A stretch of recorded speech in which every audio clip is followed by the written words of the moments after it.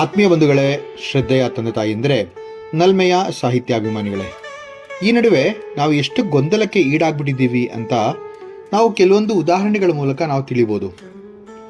ಕೆಲವೊಬ್ಬರು ನೀವು ನೋಡಿದ್ದೀರಾ ಅನ್ಸುತ್ತೆ, ರಸ್ತೆಯಲ್ಲಿ ನಡೆದಾಡ್ತಾ ಇರಬೇಕಾದ್ರೆ ಅವರು ತಮ್ಮಷ್ಟಿಗೆ ತಾವೇ ಮಾತಾಡಿಕೊಂಡು ಏನೇನೋ ಕೈ ಸನ್ನೆಗಳನ್ನು ಮಾಡಿಕೊಂಡು ಏನೋ ಹೇಳೋದಕ್ಕೆ ಪ್ರಯತ್ನ ಪಡ್ತಾರೆ. ಅವರಿಗೆ ಈ ಒಂದು ವ್ಯವಹಾರ ಬಹಳ ವಿಚಿತ್ರವಾಗಿ ನಮಗನ್ಸಿದ್ರು ಕೂಡ ಅವರಿಗೆ ಅದರ ಜ್ಞಾನವೇ ಇರಲ್ಲ, ಅದರ ಪರಿವೇ ಇರಲ್ಲ. ಮೊಬೈಲನ್ನು ನೋಡಿಕೊಂಡು ಮಾಡ್ತಿರೋರ ಕತೆ ನಾನು ಹೇಳ್ತಾ ಇಲ್ಲ, ಬಟ್ ಆದರೂ ಕೂಡ ಕೆಲವೊಬ್ರು ಈ ಥರದ ತಮ್ಮಲ್ಲೇ ತಾವು ಮಾತಾಡ್ಕೊಳ್ಳುವಂತಹ ವಿಚಿತ್ರ ಸ್ವಭಾವದವ್ರನ್ನ ನಾವು ನೋಡಿರ್ತೀವಿ. ಇಲ್ಲಿ ಅವರು ಆ ಥರ ಯಾಕೆ ಮಾಡ್ತಾರೆ ಅನ್ನೋಂತಹ ಪ್ರಶ್ನೆ ಬೇರೆ ಆದರೂ ಕೂಡ ನಮಗೆ ಅರ್ಥವಾಗುವಂತಹ ಒಂದು ವಿಚಾರ ಏನಪ್ಪಾ ಅಂತಂದ್ರೆ, ಆ ವ್ಯಕ್ತಿ ಗೊಂದಲಕ್ಕೆ ಈಡಾಗಿದ್ದಾನೆ, ಆ ವ್ಯಕ್ತಿಯ ಒಂದು ಮನಸ್ಸಿನಲ್ಲಿ ದ್ವಂದ್ವ ಇದೆ ಅಂತಕ್ಕಂಥ ಮಾತು. ಇಲ್ಲಿ ಈ ಒಂದು ಸುಂದರವಾದಂತಹ ಕಗ್ಗದಲ್ಲಿ ಡಿ.ವಿ.ಜಿ. ಅವರು ಮಾನವನ ದ್ವಂದ್ವ ಚಿತ್ತ, ಅವನ ಅಂತರಂಗದಲ್ಲಿ ನಡೆಯುವಂತಹ ಸಂವಾದ ಮತ್ತು ಮನಸ್ಸಿನ ತಲ್ಲಣವನ್ನ ಕುರಿತು ಇಲ್ಲಿ ಮಾತಾಡ್ತಾ ಹೋಗ್ತಾರೆ. ಇಲ್ಲಿ ಡಿ.ವಿ.ಜಿ. ಅವರು ಮಾನವನೊಳಗಿನ ಆಂತರಿಕ ವಿರೋಧಾಭಾಸವನ್ನ ಈ ಕಗ್ಗದಲ್ಲಿ ಬಹಳ ಸುಂದರವಾಗಿ ಹೇಳ್ತಾ ಹೋಗ್ತಾರೆ. ಈ 83ನೇ ಕಗ್ಗ ಹೀಗಿದೆ: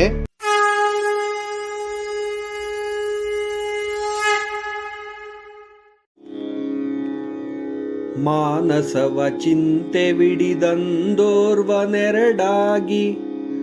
ತಾನದಾರೊಳು ವಾದಿಸುವನಂತೆ ಬಾಯಿಂ ದೇನನೋ ನುಡಿಯುತ್ತ ಕೈ ಸನ್ನೆಗೈಯುವನು ಭಾನವೊಂದರೊಳೆರಡು ಮಂಕುತಿಮ್ಮ.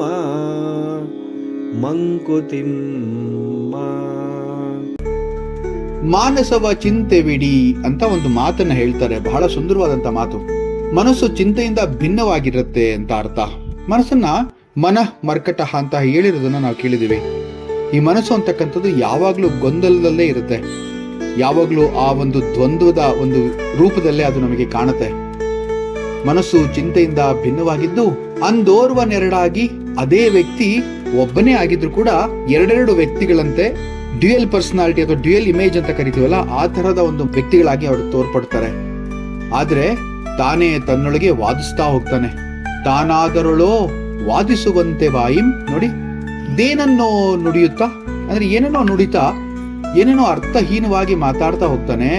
ಕೈ ಸನ್ನೆಗೈಯುವನು, ಕೈ ಚಲನೆಯಲ್ಲಿ ಕೈ ಸನ್ನೆಗಳನ್ನ ಮಾಡ್ತಾ ಏನೋ ಸಂದೇಶವನ್ನ ತೋರಿಸ್ತಾ, ಬಾಣ ಒಂದರೊಳೆರಡು ಅಂದ್ರೆ ಒಂದೇ ಜಾಗೃತ ಮನಸ್ಸು, ಒಂದು ಅರೆ ಮತ್ತು ಇನ್ನೊಂದು ಜಾಗೃತ ಮನಸ್ಸು, ಈ ಎರಡೆರಡು ಬಿಂಬಗಳಲ್ಲಿ ಮನುಷ್ಯ ಇಲ್ಲಿ ಕಾಣ್ತಾ ಹೋಗ್ತಾನೆ ಅಂತ.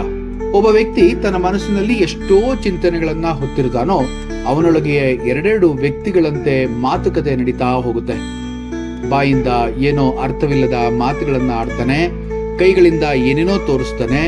ಆ ವ್ಯಕ್ತಿ ಒಂದು ಎಳೆಯ ಪ್ರಜ್ಞೆಯೊಳಗೆ ಅಂದ್ರೆ ಅರೆ ಪ್ರಜ್ಞೆಯೊಳಗೆ ಮತ್ತೆ ಜಾಗೃತ ಅವಸ್ಥೆಯಲ್ಲಿ ಎರಡರಲ್ಲೂ ಇರುವಂತೆ ಅವನು ಭಾಸವಾಗ್ತಾನೆ. ಈ ವ್ಯಕ್ತಿತ್ವಗಳು ಎರಡೆರಡು ಅಂತ ಅನ್ಸೋದು ಯಾಕೆ ಅಂತ ಬಹಳ ಸುಂದರವಾದಂತಹ ವಿವರಣೆಯನ್ನ ಕೊಡ್ತಾರೆ. ಅದೇ ರೀತಿ ಇಲ್ಲಿ ಭಾನ ಅಂತಂದ್ರೆ ತೋರಿಕೆ ಅನ್ನೋಂತ ಮಾತು. ಈ ಭಾನ ಅಂತಕ್ಕಂಥ ಮಾತೇನಿದೆ ಅದನ್ನ ಇಲ್ಲಿ ಸೃಷ್ಟಿಕರ್ತನಿಗೆ ಹೋಲಿಸಿ ಬರೀತಾರೆ ಡಿ.ವಿ.ಜಿ. ಅವರು. ಇಲ್ಲಿ ಬಹಳ ಸುಂದರವಾಗಿ ಅಂತರಂಗದ ಸಂವಾದ ಎಂಬ ತತ್ವವನ್ನ ಬಹಳ ಶೈಲಪೂರ್ಣ ರೀತಿಯಲ್ಲಿ ವಿವರಿಸ್ತಾ ಹೋಗ್ತಾರೆ ಡಿ.ವಿ.ಜಿ. ಅವರು. ಒಬ್ಬನು ತಾನೇ ತನ್ನೊಳಗೆ ಮಾತನಾಡ್ತಾನೆ, ತಾನೇ ಪ್ರಶ್ನೆ ಹಾಕ್ತಾನೆ, ತಾನೇ ಉತ್ತರವನ್ನು ಕೂಡ ಕೊಡ್ಕೊಂತಾನೆ. ಇದು ಮಾನವನ ದ್ವಂದ್ವ ಸ್ಥಿತಿಗೆ ಸುಂದರ ರೂಪಕ ಅಂದ್ರೆ ತಪ್ಪಾಗಲ್ಲ. ಇದನ್ನೇ ನಾವು ಆಂತರ್ಯ ಸಂವಾದ ಅಂದ್ರೆ ಇನ್ನರ್ ಡೈಲಾಗ್ ಅಂತ ಕರಿಬಹುದು.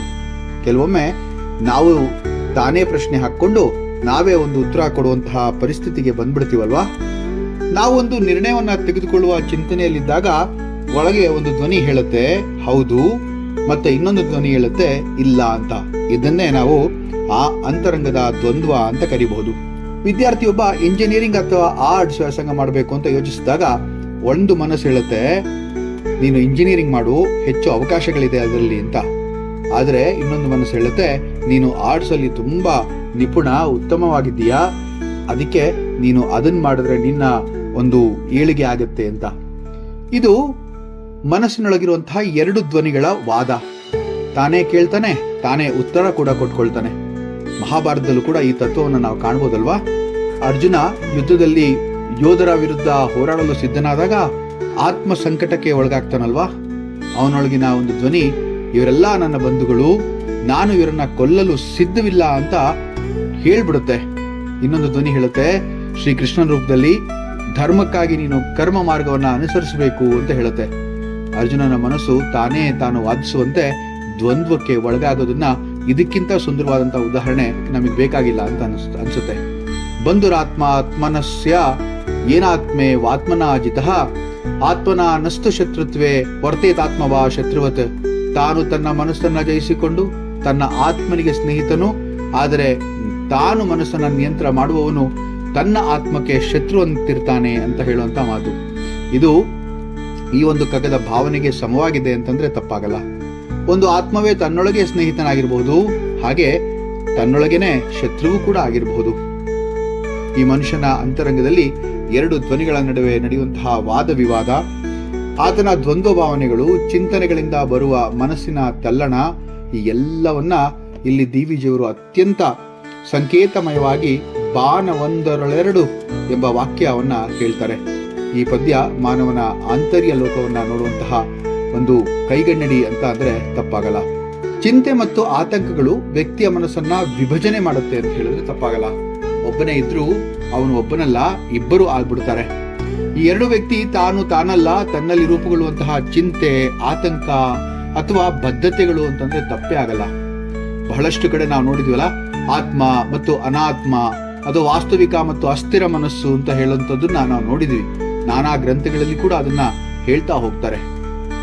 ಇಲ್ಲಿ ಡಿವಿಜಿ ಅವರು ಹೇಳ್ತಾರೆ, ಇಂಥ ವ್ಯಕ್ತಿಯು ತನ್ನ ಆಂತರಿಕವಾದವನ್ನ ಹೊರಗೆ ತರುತ್ತಿರುವಂತೆ ಕಾಣ್ತಾನೆ, ಬಾಯಿಂದೋ ಏನೋ ಅನಿಯಂತ್ರಕವಾಗಿ ಮಾತಾಡ್ತಾನೆ, ಹಾಗೆ ಕೈಗಳಿಂದ ಏನೇನೋ ವ್ಯಾಖ್ಯಾನಿಸ್ತಾನೆ ಅಂತ. ಚೇತನ ಅಚೇತನದ ಸೆಳೆತ ಇದು ಅಂತಂದ್ರೆ ತಪ್ಪಾಗಲ್ಲ. ಇಲ್ಲಿ ಪ್ರಮುಖ ತತ್ವ ಏನಪ್ಪಾ ಅಂತಂದ್ರೆ ಬಾಣ ಒಂದರೆರಡು, ಅಂದ್ರೆ ಬಾಣ ಅಂತಂದ್ರೆ ಪ್ರಜ್ಞೆ. ಈ ಪ್ರಜ್ಞೆ ನಾನಾಗ್ಲೇ ಹೇಳಿದ್ನಲ್ಲ, ತೋರಿಕೆ ಅನ್ನೋಂಥ ಮಾತು ಕೂಡ ಇದೆ. ಪ್ರಜ್ಞೆ ಒಂದೇ ಇದೆ, ಆದ್ರೆ ಅದರೊಳಗೆ ಎರಡು ಬಿಂಬಗಳಿವೆ. ಒಂದು ನಿಜವಾದಂತಹ ಆತ್ಮ ಆದ್ರೆ ಮತ್ತೊಂದು ಭ್ರಮೆಯ ರೂಪದಲ್ಲಿ ಹುಟ್ಟಿದ ಅಹಂಕಾರ, ಭಯ ಅಥವಾ ಬಾಹ್ಯ ಪ್ರಭಾವ ಅಂತಂದ್ರೆ ತಪ್ಪಾಗಲ್ಲ.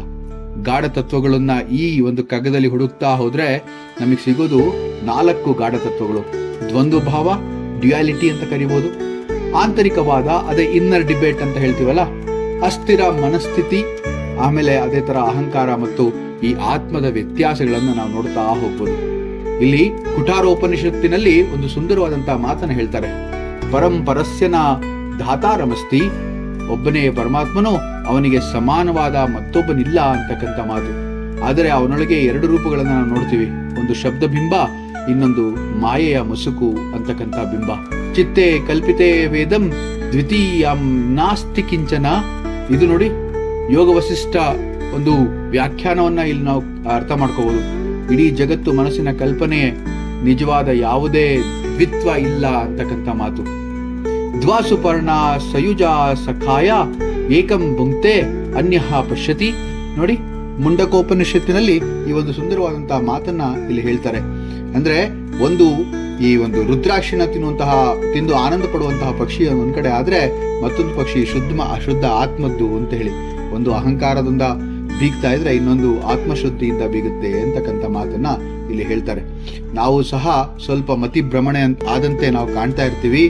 ಎಲ್ಲವೂ ಆ ಪರಮಶಕ್ತಿ ಆಗಿರುವಾಗ ಅದನ್ನ ಬೇರೆ ಬೇರೆ ಭಾವನೆಯಿಂದ ಇದೆಯೋ ಇಲ್ವೋ, ಅದೋ ಇದೋ, ಒಂದೋ ಎರಡೋ, ಹೆಣ್ಣೋ ಗಂಡೋ ಅಂತಕ್ಕಂಥ ದ್ವಂದ್ವಾರ್ಥದಲ್ಲಿ ನಾವು ಸಿಕ್ಕಿ ತೊಳಲ್ತಾ ಇರ್ತೀವಿ.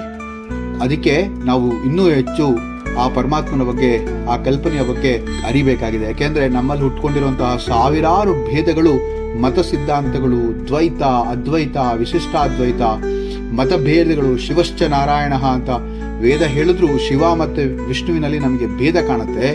ನಾ ದ್ವಿತೀಯೋಸ್ತಿ ಕಚ್ಚಿತ್ ಅಂತ ಹೇಳಿ ಪ್ರತಿಪಾದಿಸಿದ್ರು ಏಕದಾ ಕಲ್ಪನೆ ನಮ್ಮಲ್ಲಿ ಇನ್ನೂ ಸ್ಥಿರವಾಗಿ ಬೇರೂರದೆ ದ್ವಂದ್ವಗಳಲ್ಲಿ ನಾವು ಇನ್ನೂ ಕೂಡ ಪರದಾಡ್ತಾ ಇದ್ದೀವಿ. ಹಲವಾಗಿ ಕಾಣುವುದನ್ನ ಒಂದು ಅಂತ ಅರಿತುಕೊಳ್ಳಲು ನಮಗೆ ಜ್ಞಾನದ ಪಕ್ವತೆ ಬೇಕಾಗುತ್ತೆ. ಇಂತಹ ಪಕ್ವತೆಯನ್ನ ಬೆಳೆಸ್ಕೊಳ್ಳೋಕೆ ನಮಗೆ ಸತ್ಯದ ಅರಿವಾಗಬೇಕು. ಅರಿವಾದಂತಹ ಸತ್ಯವನ್ನ ನಾವು ಒಪ್ಕೋಬೇಕು. ಒಪ್ಪಿಕೊಂಡ ಸತ್ಯವನ್ನ ಮನಸ್ಸು, ಬುದ್ಧಿಗಳಲ್ಲಿ ನಾವು ನೆಲೆಗೊಳಿಸಬೇಕು. ಹಾಗಾದಾಗ ಮಾತ್ರ ನಿಸ್ಸಂಶಯವಾಗಿ ಆ ಪರಮಾತ್ಮನ ಸಮಗ್ರ ಚಿತ್ರಣ ನಮಗೆ ಕಾಣುತ್ತೆ ಅಂತ ಹೇಳಿದ್ರೆ ತಪ್ಪಾಗಲ್ಲ. ಮುಂದಿನ ಕಾಗದೊಂದಿಗೆ ಮತ್ತೆ ಭೇಟಿಯಾಗ್ತೇನೆ. ನಮಸ್ಕಾರ.